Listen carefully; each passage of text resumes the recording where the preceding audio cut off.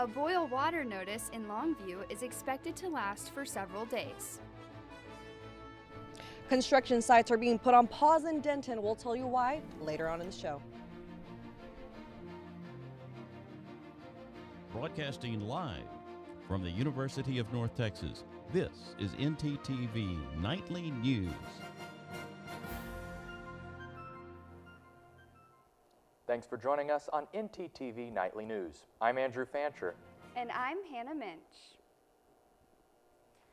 Tonight, a water main break in the city of Longview is under a boil water notice. City crews isolated the break, but because of the low water pressure that caused the break, the Texas Commission on Environmental Quality says residents need to boil their water for drinking safety. Parts of the city got some good news about midday. 12:30 today, the city released a map of where boiling water is no longer necessary. This area includes the north side of town and Spring Hill ISD. People still under the boil water order need to bring all water to a rolling boil for 2 minutes before using. Water will also be distributed free to the public at various locations.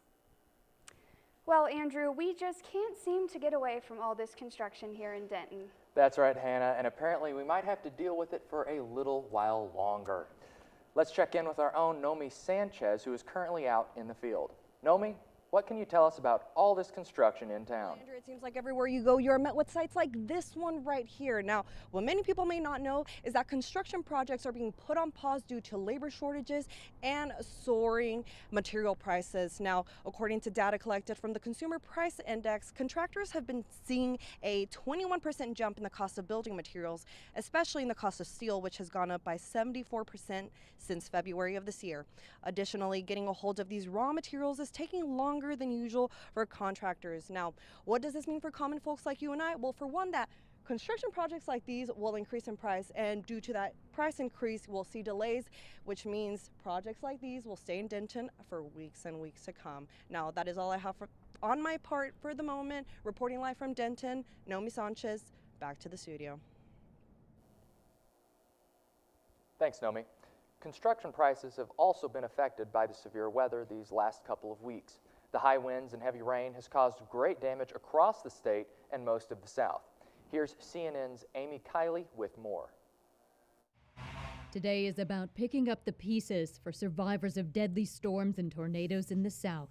But the dangerous weather isn't over yet. This video is from near Savannah, Georgia, where this tornado and severe thunderstorms turned deadly. 3 hours inland is more destruction. 100 miles east of Dallas, this is what's left of a trailer park in the city of White House. We ran straight to the bathroom. As soon as I got to the kitchen, the tree came through the house about 6 inches from me. It raised the trailer up a couple of feet and blocked us in. We had to have the fire department come cut things out so we can get out. The National Weather Service says this destruction is from a downburst of winds up to 100 miles an hour. Local officials say a 71-year-old man is dead after a tree fell on his mobile home here. Great guy. He was a cowboy, and anytime he needed help, he'd help. He was the best neighbor you could ask for. We'll miss him. Closer to Dallas, 4 people are lucky to be alive after this flash flood. South Carolina lawmakers took cover during a tornado warning Tuesday. 70 miles south in Allendale, people are coping with this damage. Today, most of the country could see high winds, rain, or even snow. Forecasters warn of more dangerous weather in the south. The same week as the Masters tournament, Georgia, Alabama, Tennessee, and the Carolinas will likely be at the center of the storm. I'm Amy Kiley reporting. Our sympathies are with those affected by this week's storms. Now let's toss things over to our weather anchor, Gabby Carden, to see if clear skies are ahead of us. Gabby?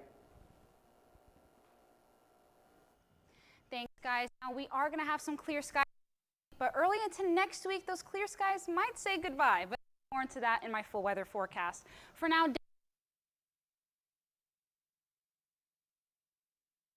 are definitely a bugger in the weather. It's up to 24 now. Tonight, the temperature is going to drop to around 5 degrees. Again, because of those wind speeds. Luckily, they are miles per hour. Temperature is going to go that 50-degree mark right at 49 degrees, and our wind speeds again will drop to 10 miles per hour. That's all I have for my first look weather, but I'll get more into everything else weather-wise later in the show. Back to you guys at the desk. Thanks, Gabby. Now, if you're looking to enjoy better weather, going for a stroll around Denton Square, it's always a great option. You can go visit the UNT CoLab that has a new exhibition on display. Our reporter Taylor Davis gives us an inside look.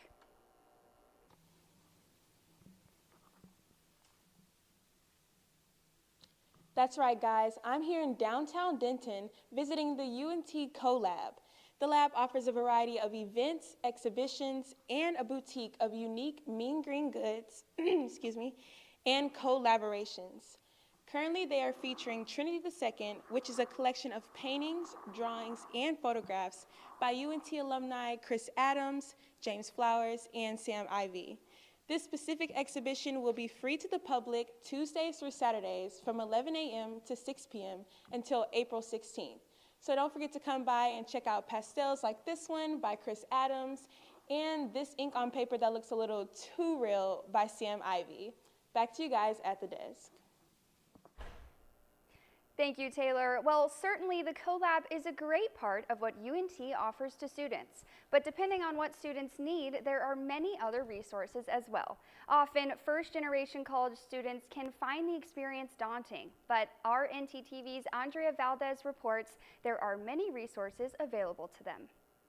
The definition of a first-generation student has continued to expand over the years to include more people, and a recent study by the university showed that almost 42% of students at UNT identify as first generation.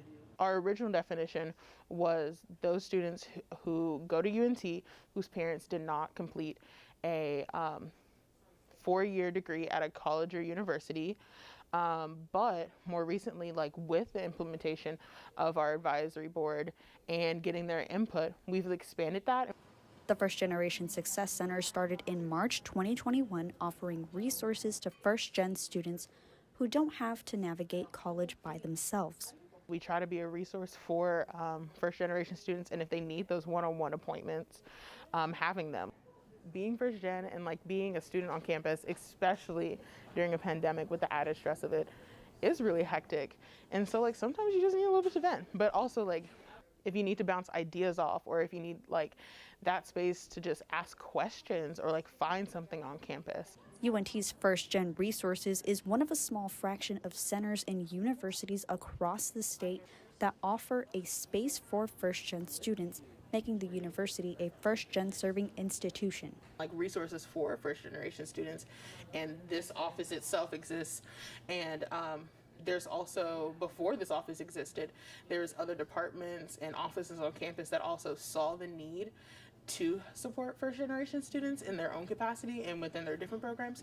So like I would say that like it is because of the collective community effort. First Generation Success Center is located on the 3rd floor of the Union in room 376 behind these double doors, and they provide resources to college students who identify as first generation and need a little bit of help navigating college life. For ntTV News, I'm Andrea Valdez. To learn more about these resources, visit the First Gen Center on the 3rd floor of the Union or visit their socials at UNT First Gen. Coming up, an update on the war in Ukraine and incoming sanctions on Russia. Also, a full look of the weather and the possibility of more showers and thunderstorms next week. Stay with us.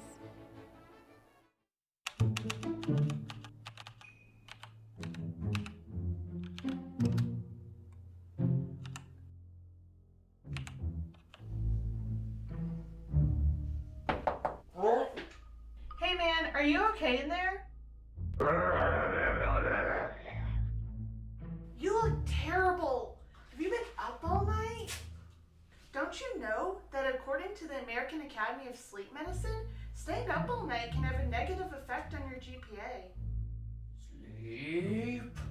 Yeah, go to bed.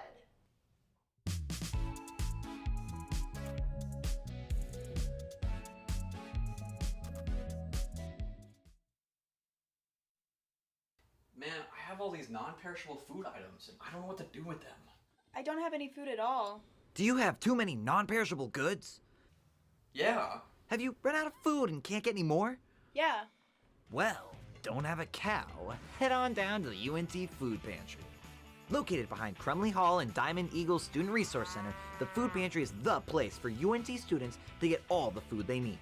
You'll be utterly surprised by all the options they have there. From gluten-free to lactose intolerant, even vegan and vegetarian, they have it all. Go to studentaffairs.unt.edu/foodpantry for more information. Move on down to the UNT Food Pantry. Hey, listen to my flow to save some H2O. This my water rhyme, and this is how it goes. First, turn off the sink and take some time to think. When you waste water, our supply shrinks. When you take a shower, not more than an hour. Shoot for 10 minutes and save water power. Use a reusable bottle, smart like Aristotle. Ditch all the plastic and be a role model. And that was my H2O flow. Please remember how it goes, because if you don't, Earth will go, oh no!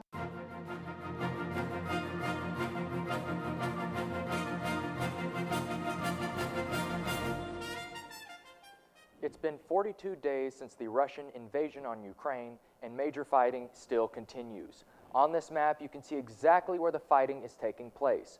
The Kharkiv region is under siege as Russia has sent 27 strikes into the surrounding areas. There have also been reports of 2 Russian cruise missiles being shot down in the western Lviv region. And with those recent developments, Western allies are continuing their push for increased Russian sanctions. CNN's Karen Kaifa has more.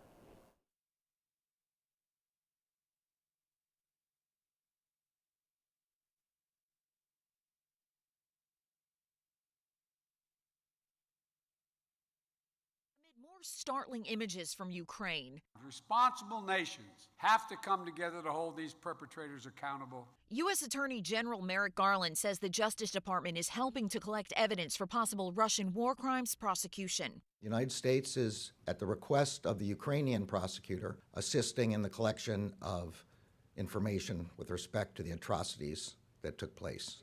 Garland announced a number of U.S. actions, including charges against a Russian oligarch for sanctions violations and the disruption of a botnet controlled by Russia's military intelligence agency. This as the White House joined European allies in imposing new economic sanctions on Russian financial institutions and on Russian President Vladimir Putin's 2 daughters. But at a NATO summit in Brussels, an acknowledgement the conflict could last months, even years. We have seen no indication that President Putin has changed his ambition to control the whole of Ukraine, but at the same time we have to be realistic and realize that this may last for a long time. On Capitol Hill, U.S. Treasury Secretary Janet Yellen warned of the economic toll of a long Russia-Ukraine war, with its disruption of the global food and energy markets. The EU took its first steps towards sanctioning Russia's energy market this week with a proposal to ban coal imports. In Washington, I'm Karen Kaifa. But the sanctions don't end there. The Biden administration is sanctioning specific Russian economic factors, the first of which could be Russia's largest financial institution, Bank, which holds nearly 1/3 of all banking assets in Russia. But its largest private bank, Alfa Bank, is also being sanctioned and fully blocked, and 2 key individuals are also being targeted by the Biden administration. President Putin's daughters are believed to be hiding some of his assets and are being sanctioned as a result. Other individuals include over 400 Russian government officials. And one individual trying to make a statement is Pope Francis himself. He was seen holding up a war-stained Ukrainian flag. This was in response to the Bucha mass killings that were committed earlier this month. Ukrainian children were invited to the stage to kiss the flag to make a powerful statement. And as the war in Ukraine rages on, more and more people across the globe will continue to call for the end of it. Now it's up to international organizations to act on these calls and to bring a swift end to the killings. Hannah, back to you. Thanks, Andrew. Strong winds and dry conditions are raising concerns for increased wildfires across the state. Gabby, what can you tell us about this?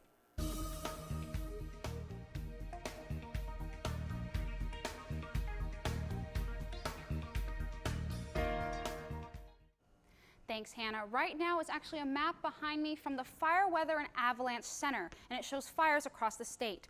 Currently, there are 2 severe active fires in Texas. One is in Brown County, called the Ramsey Fire, and another major fire that is happening is farther south near Killeen, Texas, called Bell 2101.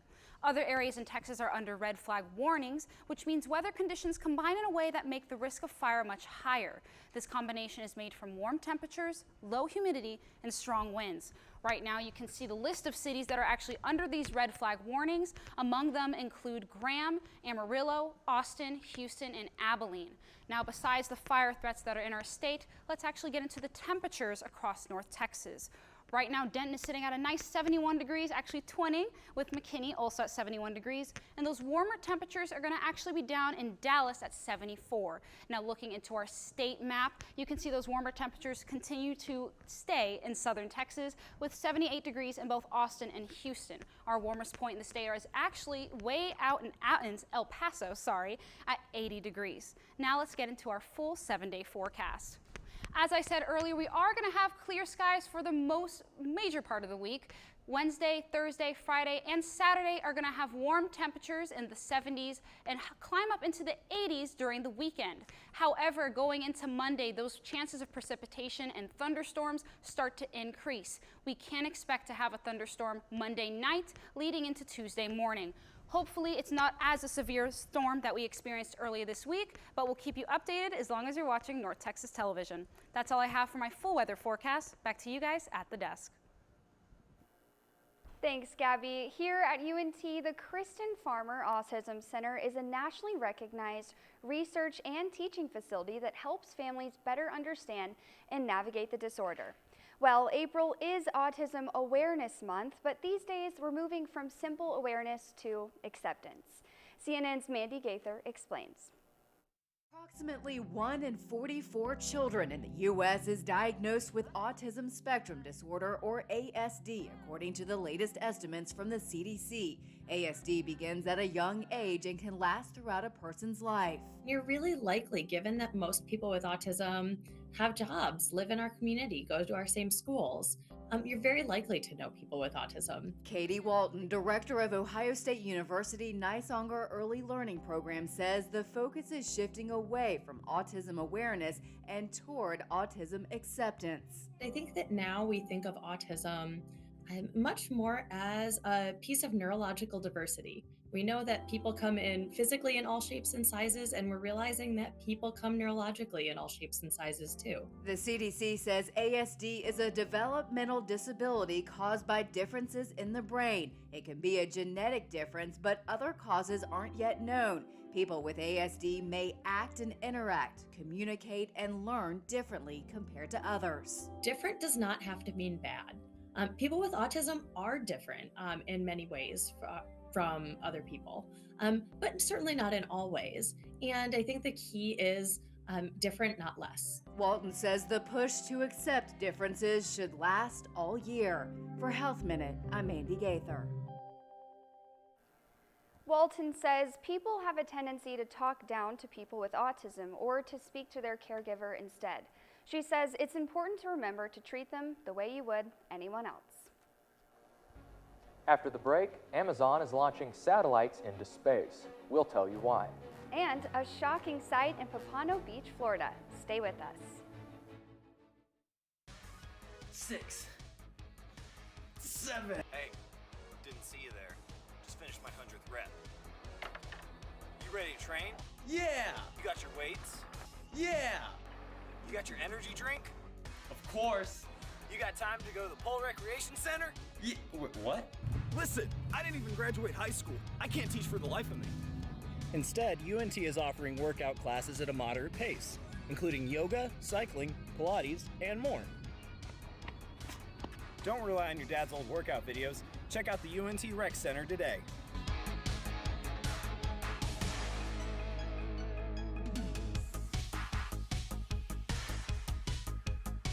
That was a really good movie. Yeah, I really liked it. Yeah, so we have to watch the next one before next class, right? We do? I think so, but it's not on Netflix and it's not on Hulu, so... Man, I don't want to pay for that. So what do we do? You think there's a place we could go to get the movie? I'm not sure, maybe? Oh, there's a place to get the movie. Oh. Really? Yeah, it's right here on campus. Come on, I'll show you.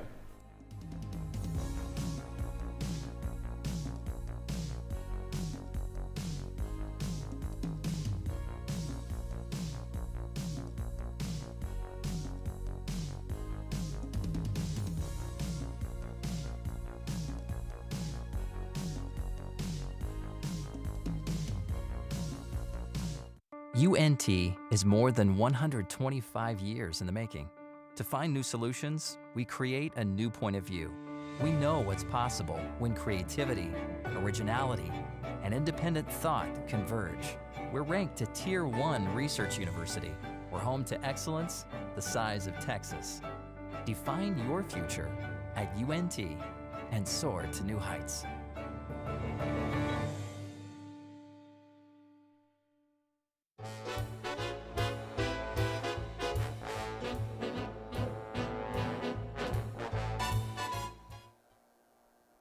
These days, the center of our universe has become the internet. However, not every part of the world has access to it, which is why Amazon has announced that they plan to launch satellites to outer space in an effort to provide an internet connection to the whole world.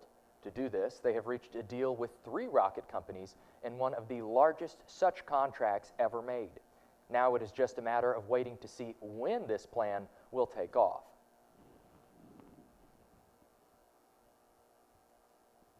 Now, do you ever want to watch a movie on Netflix?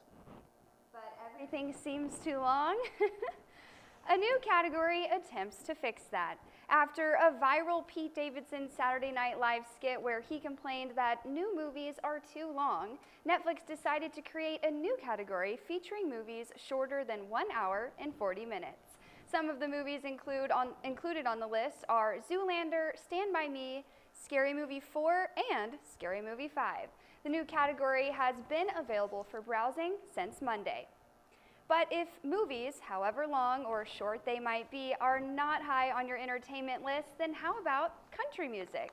Hold on to your cowboy hats. Garth Brooks is coming to Texas. That's right, the Grammy award-winning artist will be headlining a concert at AT&T Stadium on Saturday, July 30th at 7 p.m. This marks the artist's first performance in Jerry World and his first time playing in Texas since September of 2015. Tickets for the concert go on sale Friday, April 15th, but they may be a little pricey. Tickets start at $99 according to officials. No word what the price of the best seats on the main floor will cost. Well, Hannah, I hear that Garth Brooks isn't the only big win for North Texas this season. That's right, Andy. And for more on what's in store, I'll toss it over to our sports anchor, Jeremiah Russo. Thanks, y'all. Coming up, find out what's going on right here in our own backyard, so don't go anywhere.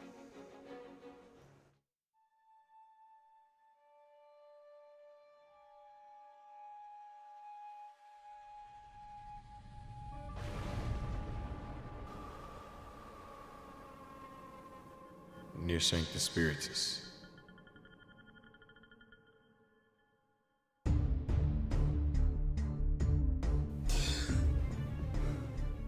I've got a good feeling about this one. Hey, Maddie, miss me? Wait, Bud? What was that all about? An old friend. An old friend? Good to see you, brother. What the hell are you doing? That's your lucky day.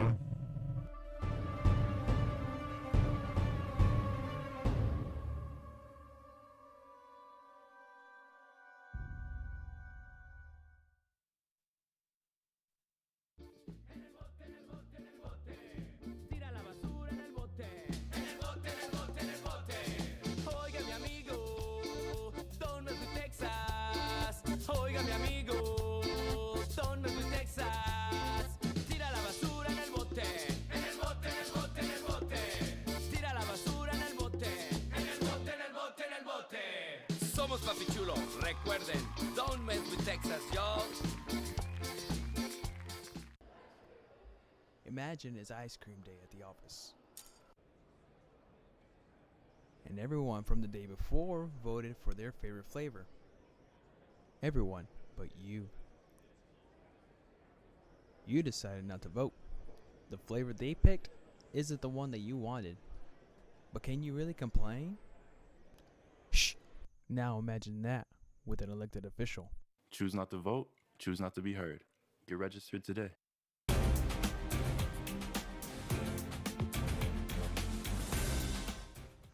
After an explosive spring training season, the Texas Rangers' regular season is just around the corner. The Rangers take on the Toronto Blue Jays in Canada with the first pitch at 6:07 p.m. Fans will be able to see Corey Seager, Marcus Semien, John Gray, and many more of the Rangers' offseason additions this Friday in Toronto. Playoff basketball will happen here in Texas. The Dallas Mavericks have clinched a playoff spot as there are only 3 games left in the regular season. Last year, the Mavs had a heartbreaking loss in Game 7 against the Los Angeles Clippers. However, Luka, Brunson, and newly acquired Spencer Dinwiddie look to advance to the second round since going all the way in 2011. The Mavs are taking on the Detroit Pistons right now, so you can actually stream the game on Bally Sports Southwest. The UNC softball team has been on a roll, winning all 3 of their games against the UTEP Miners this weekend. The Mean Green currently sit at second place in Conference USA, led by sophomore Molly Rainey. Rainey was named Conference USA Player of the Week, going 6 for 8 with 2 home runs and 5 RBIs. North Texas looks to keep strong as they take on UTSA this weekend in San Antonio. That's all I have for sports. Back to y'all at the desk. Thanks, Jeremiah. Well, when you think Florida, you're probably thinking sea, sand, and sun. And while that still holds true, sometimes the sea provides a surprise. Pompano Beach residents were greeted with a shocking sight this morning as an 11-foot hammerhead shark had washed up on the shore. Marine biologists think the shark may have had a run-in with fishermen. They will study the shark as a way of learning more about what happened and perhaps how much a situation might be avoided. And I don't know about y'all, but I'll probably be avoiding Pompano Beach for a little while. Oh yeah, me I too. mean, I wanted a pet shark and I didn't know he died, so I mean, that's cool, I guess. I mean, when you go to Florida, now my expectation is set at least seeing a hammerhead. At least. Yeah, high expectations, Tabby. Well, thanks for watching ntTV Nightly News. Yes, join us again tomorrow night at 6 p.m. here on North Texas Television.